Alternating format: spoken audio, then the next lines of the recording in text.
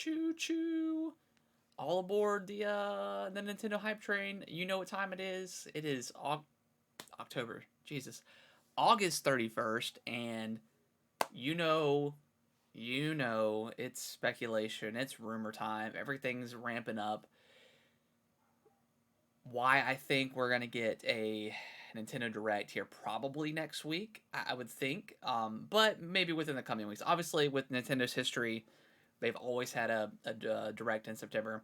Now, of course, we said that about June and their normal kind of E3 direct, but we didn't get that. We got the direct mini, which was hilarious because all of the so-called insiders and stuff were just completely wrong about that whole month of June. So that was a fun time. But here we are in September. I feel more confident that we're going to have an actual direct, a mainline direct in September. And here in the second part of the video, I'll talk about kind of what I expect to see, some realistic expectations. But yeah, so the reason why I'm more confident is we know everything that Nintendo has to offer for the remainder of the year. They've got a great lineup. We've got Bayonetta coming out. We've got Splatoon coming out next week. Pokemon.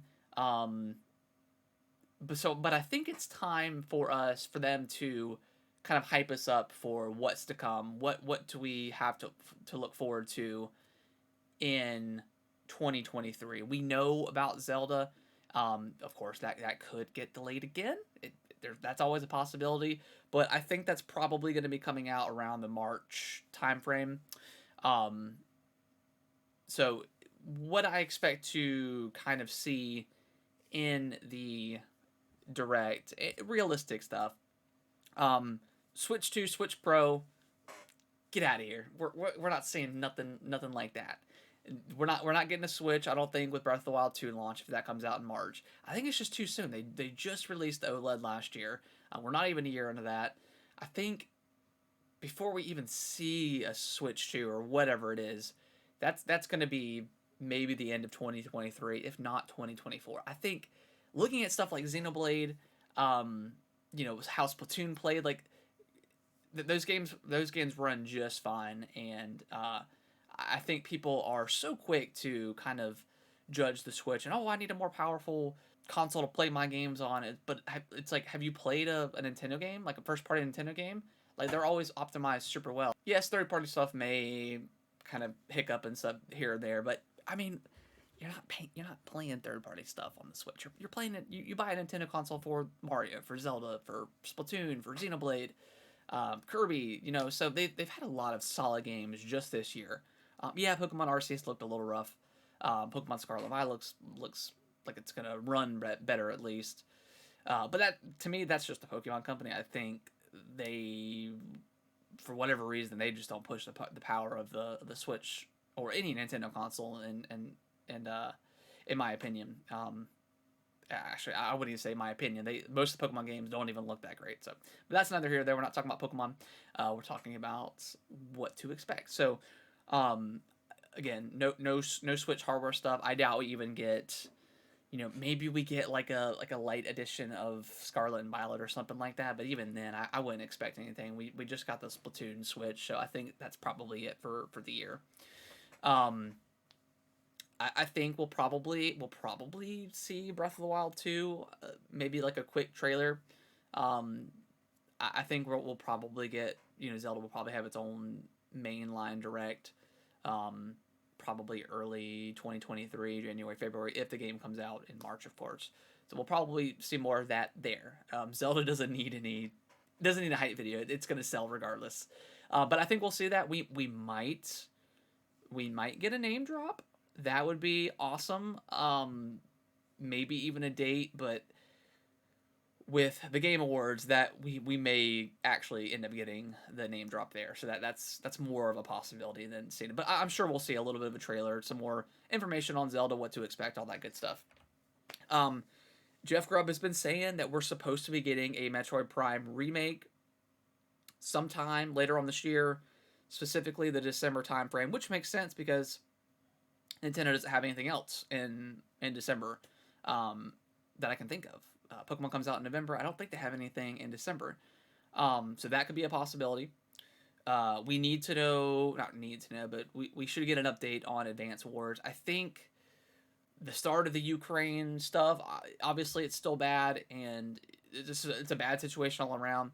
I think it's okay for Nintendo to release Advance Wars. I think it was fine to release it then. Um, to me, that whole indefinite delay was a little weird because there's war games coming out all the time. So again, well, and that one's more of like a conquer kind of game, I guess. So it made sense. Um, but I think it's time for us to get an update on what's going on with Advance Wars. Maybe that could fit into the December slot. Um, and of course, we'll probably see a little bit more about Bayonetta 3. We'll probably get like another main direct for just for Bayonetta 3 a little bit closer to launch. See how that goes. Um, and then there's always the speculation and rumors of Zelda. The I don't know how they became the dual pack, but Twilight Princess and Wind Waker somehow they became a dual pack theory, thought, speculation at some point. I don't know why. Maybe because those games were already released on Wii U and they're just gonna be really just simple ports. Because they're already in HD. They're just simple ports over to the Switch. Maybe that's why people thought they could be a dual pack. Nintendo could absolutely charge $60 per game. I think that's kind of crazy, but they could do it. But maybe if they do it like $40 per game, and then if you do the dual pack, you pay 60 or 70, and save like $10 or something like that. So that's all. That's always a possibility. Nintendo has essentially usually releases a Zelda game every single year. Um, so, and I think they could announce it next week or the week after, and put it in December. I think that could absolutely be a possibility. And then we have Breath of the Wild 2 at some point in the first half of 2023, or maybe they just save it for holiday. Who knows? So I think that's a possibility. I think there's a possibility of the direct coming next week.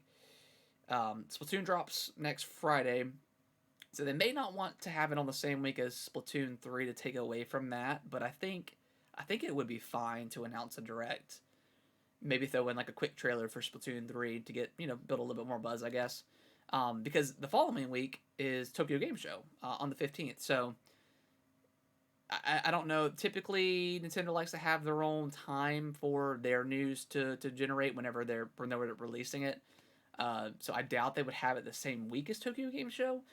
But who knows? Like Nintendo's kind of been a wild card this year with all with them not having their E3 direct, their typical June direct, just throwing a bunch of trailers out on Twitter and YouTube. That's how we got Bayonetta 3 release date and stuff like that. So that's always a possibility as well. We may not get a September direct. I think it's very likely that we will. Just like as I mentioned before, they need to build up hype for what's next and coming next year. But that's always a possibility. I would be bummed because I'm ready for a mainline direct. I think that would be awesome. But who am I? I'm just a Nintendo gamer. I'm just a gamer, an all around gamer, and I'm excited about usually everything. We're supposed to be potentially having a state of play maybe next week or the following week, so that's a possibility as well. So there's a lot to look forward to. Let me know what you guys think in the comments below. What are you excited about? What do you want them to announce?